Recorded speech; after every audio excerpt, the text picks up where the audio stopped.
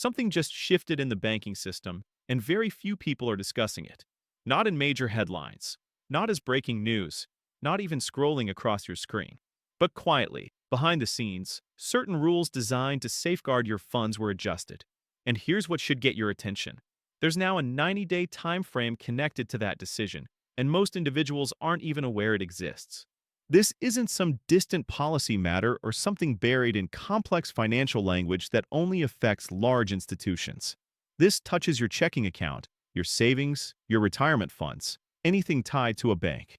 Because at the very moment when the financial system is showing signs of strain again, the people overseeing it didn't strengthen the regulations. They eased them, and they did it without public consultation, without detailed explanation, and without putting it where you'd actually notice it.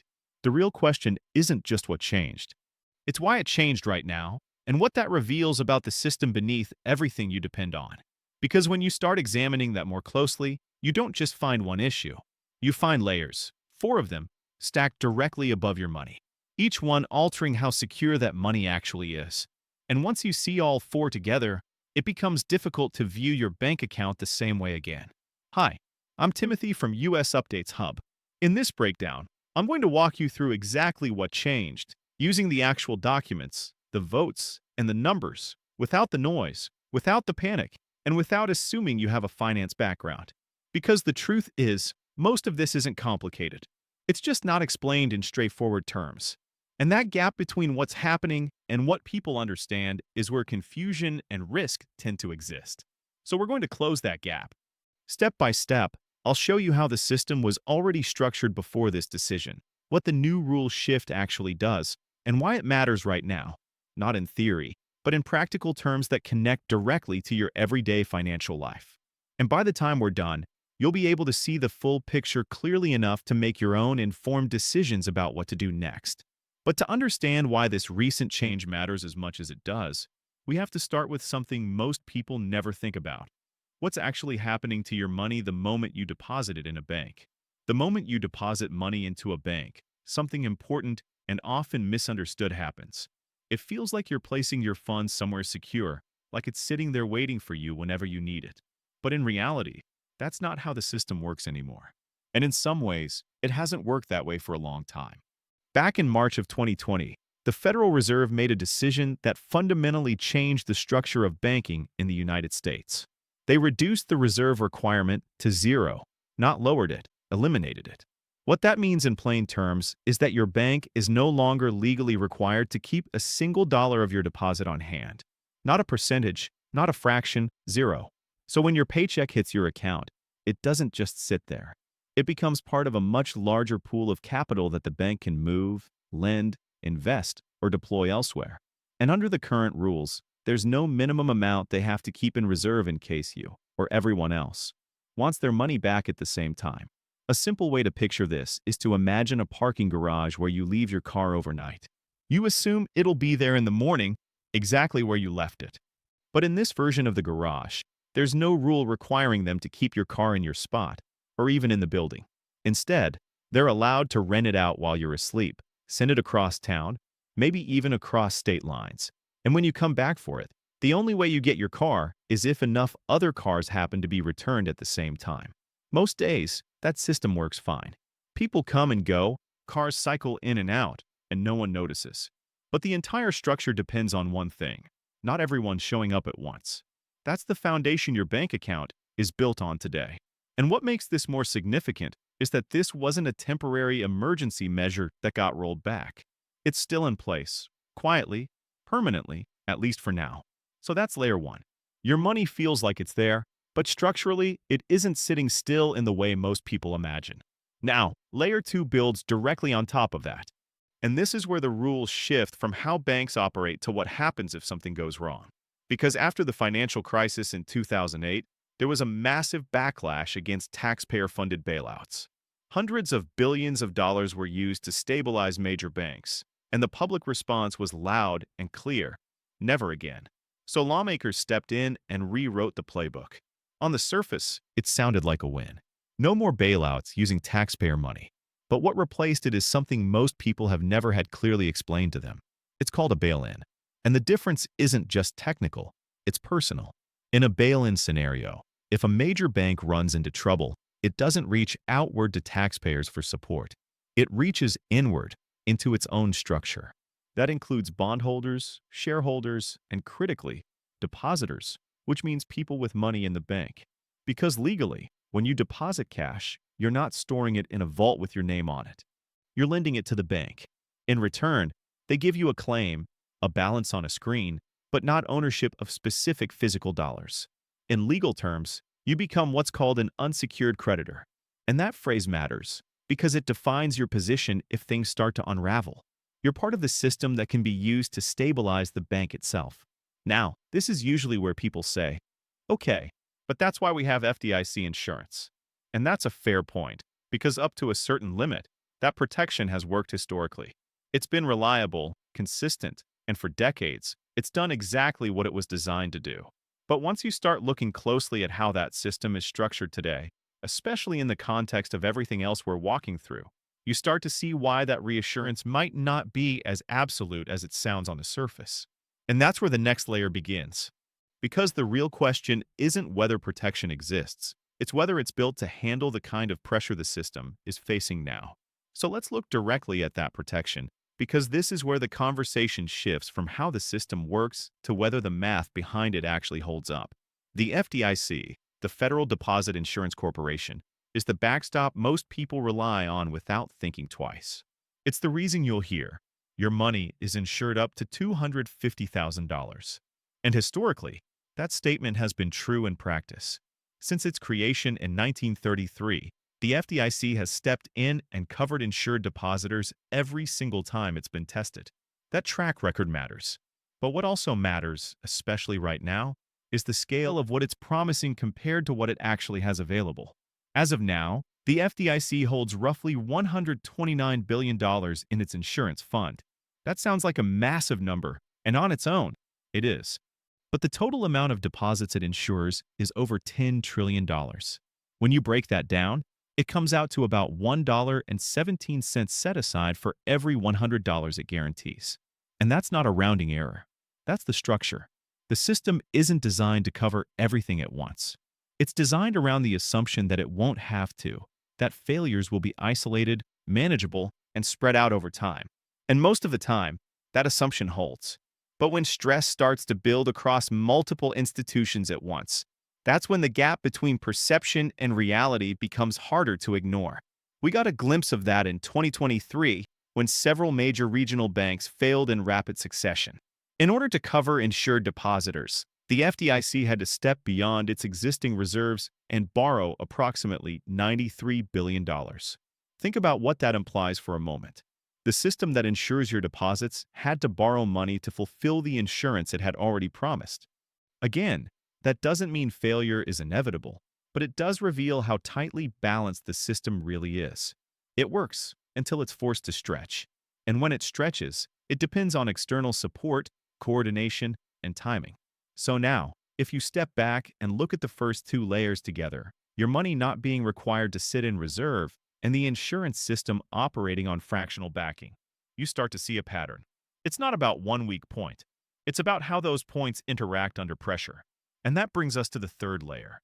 Because even within that system, if something does go wrong, there's another detail that most people never see coming.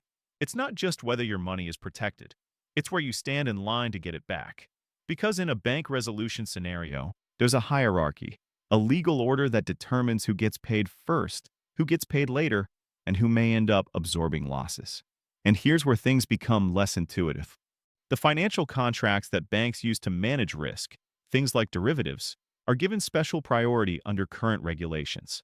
In simple terms, that means those obligations can be settled before depositors are fully made whole.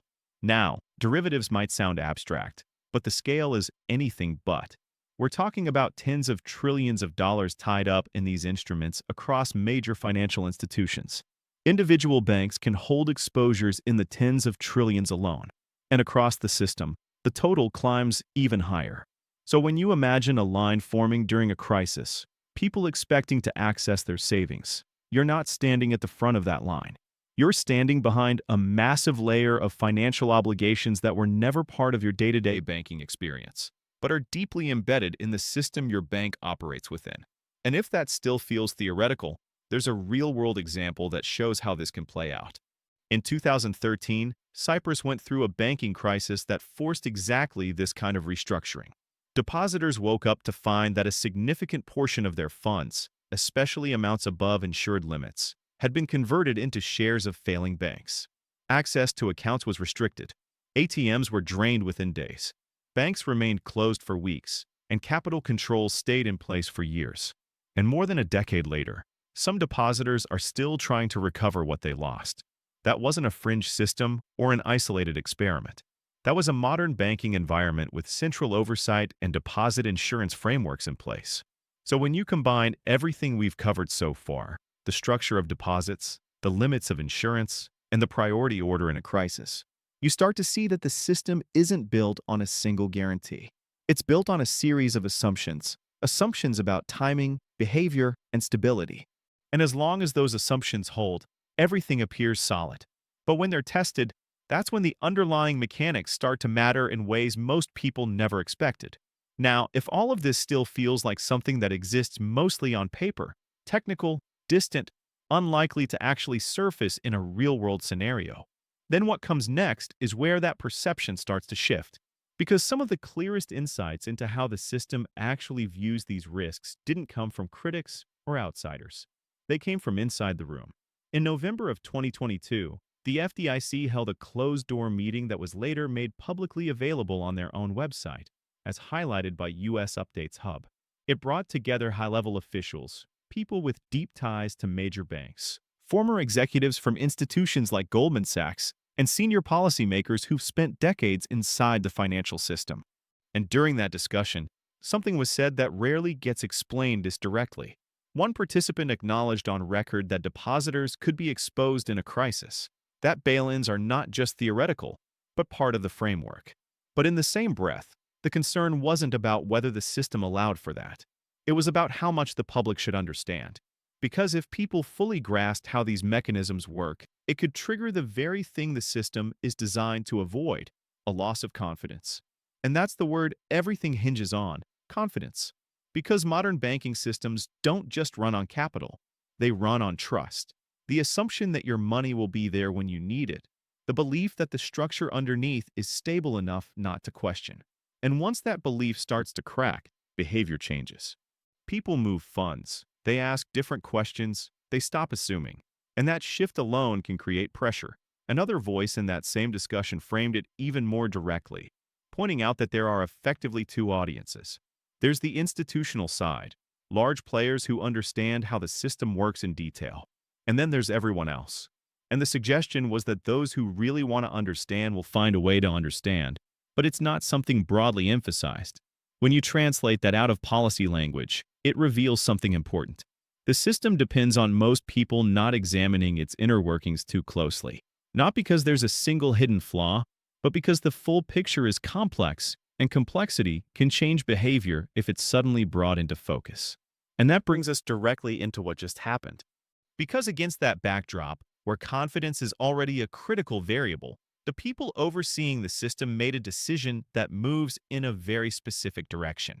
On March 19, 2025, three key regulatory bodies, the Federal Reserve, the FDIC, and the Office of the Comptroller of the Currency, voted on a set of changes tied to what's broadly known as Basel III. The name itself isn't important. What matters is what these rules were originally designed to do. After the 2008 financial crisis, regulators recognized that banks needed stronger buffers, more capital held in reserve to absorb potential losses if markets turned. So they implemented stricter requirements, especially for the largest institutions, to make sure there was a cushion between instability and depositor impact. That was the framework for more than a decade. More resilience, more protection, more margin for error. But in this latest vote, that direction shifted. The updated rules allow large banks to operate with comparatively less of that protective cushion. In other words, the very buffer that was meant to absorb shocks before they reach the public has been reduced. And this didn't happen during a period of total calm. It's happening at a time when multiple financial indicators are already showing strain, when interest rates remain elevated, when global markets are adjusting, when liquidity conditions are tighter than they've been in years. Now, to be clear, this isn't being framed by regulators as removing safety altogether.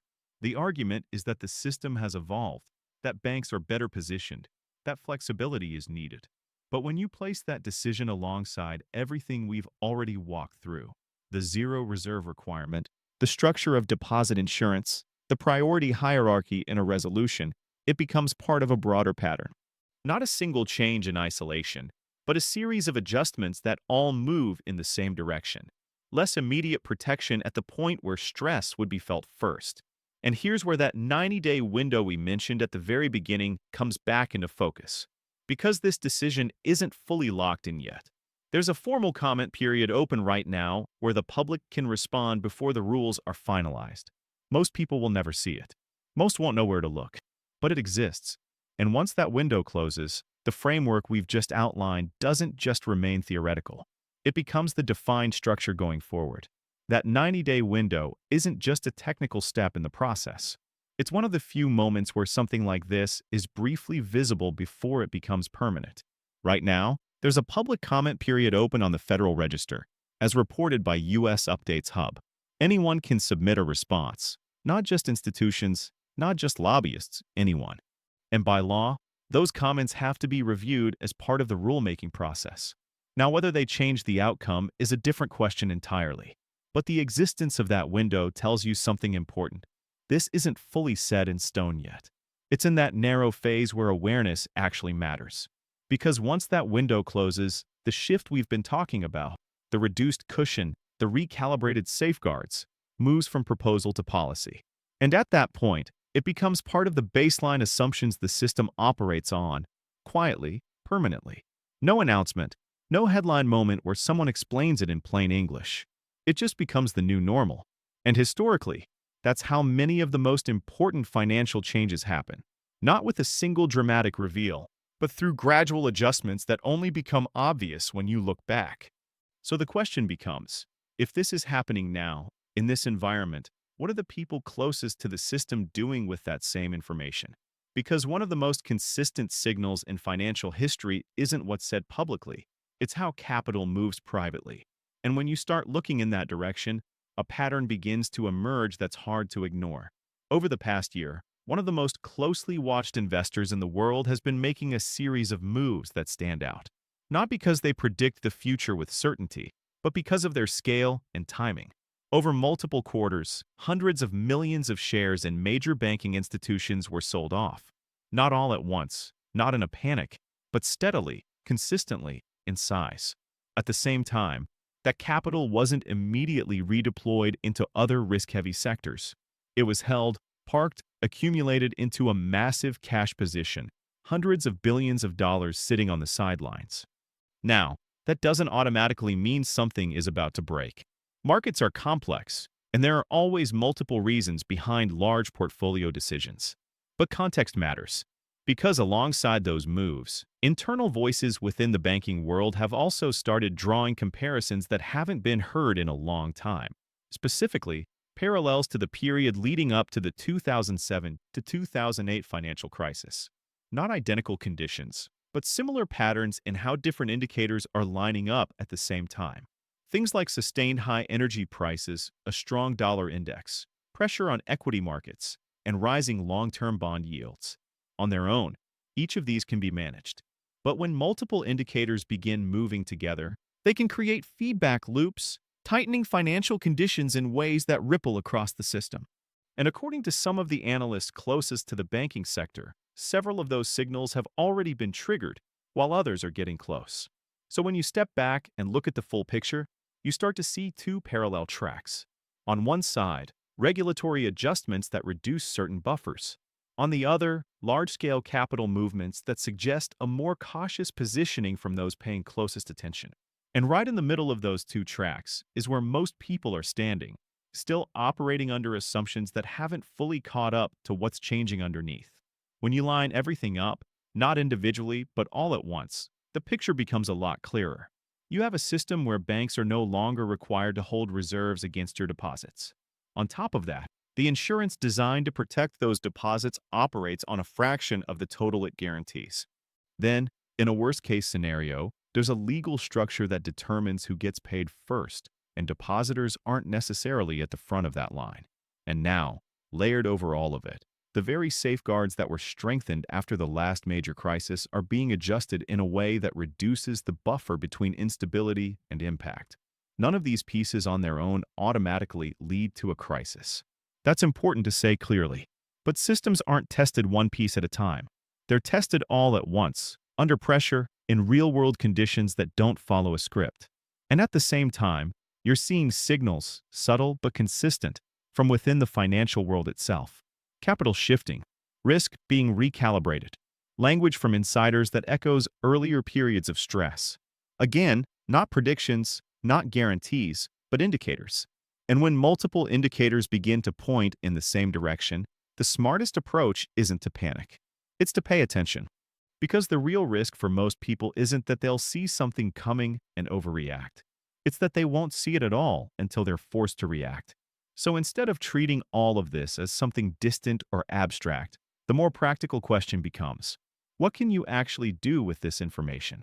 Not in a dramatic, all-or-nothing way, but in simple, grounded steps that bring your understanding in line with how the system actually works today.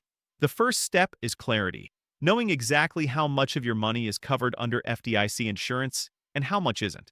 And that's not something you have to guess at. There's a tool for it. The FDIC's own electronic deposit insurance estimator lets you map out every account you have across institutions and see where you stand.